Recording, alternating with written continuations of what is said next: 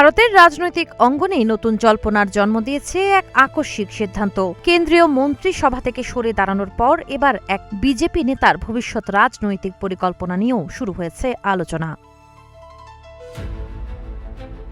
ভারতের কেন্দ্রীয় রেল এবং খাদ্য প্রক্রিয়াকরণ শিল্প প্রতিমন্ত্রীর পদ থেকে পদত্যাগ করেছেন পাঞ্জাবের বিজেপি নেতা রভনীত সিং বিট্টু। ভারতীয় সংবাদ মাধ্যম এনডিটিভির প্রতিবেদনে বলা হয়েছে, আগামী বছর অনুষ্ঠিতব্য পাঞ্জাব বিধানসভা নির্বাচনকে সামনে রেখেই তিনি এই সিদ্ধান্ত নিয়েছেন বলে ধারণা করা হচ্ছে।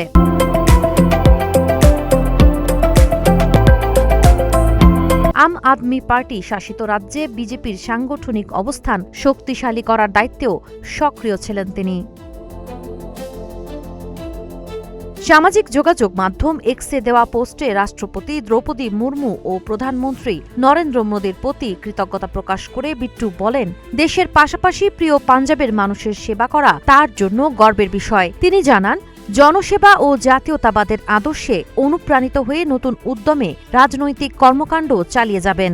উল্লেখ্য, 2024 সালে কংগ্রেস ছেড়ে বিজেপিতে যোগ দেওয়া বিট্টু লোকসভা নির্বাচনে পরাজিত হলেও পরে রাজস্থান থেকে রাজ্যসভার সদস্য হিসেবে মনোনীত হয়েছিলেন।